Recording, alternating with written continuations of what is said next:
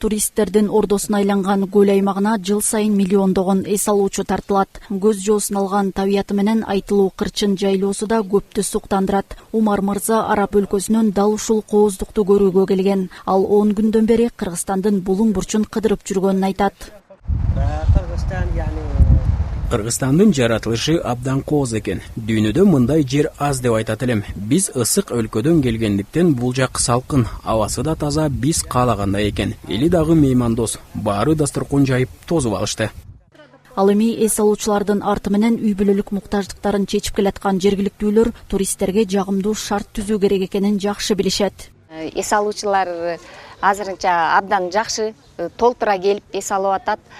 Бизге Казакстандан, Россиядан, Бангладештен келди. Аябай жакшы ойлорун айтып ыраазы болуп кетишти.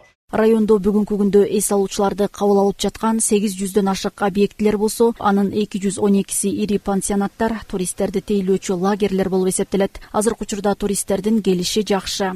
Кыргызстан дружелюбный народ. Кыргыз эли аябай биримдиктүү болушат экен. Мага ошонусу жакты. Четтен келгендерди да жылуу тосуп алышат. Ал эми өлкөнүн бермети болгон ысык көл өзүнчө эле керемет. Бул жакта эс алуучу жайлар көп. Эң негизгиси көл жээкте күнгө какталып, жаратылышка суктанып кайтасың. Кыргызстанга жыл сайын келем. Келген сайын олуттуу өзгөрүүлөрдү байкап жатам.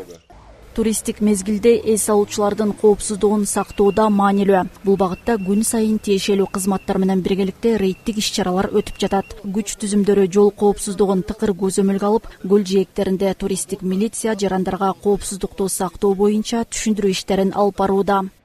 Быйылкы жылы мынакей өзүңүзгө маалым болгондой туристтер абдан жакшы келип жатат. Бүгүнкү баардык пансионаттар толуп десек биз жаңылышпайбыз.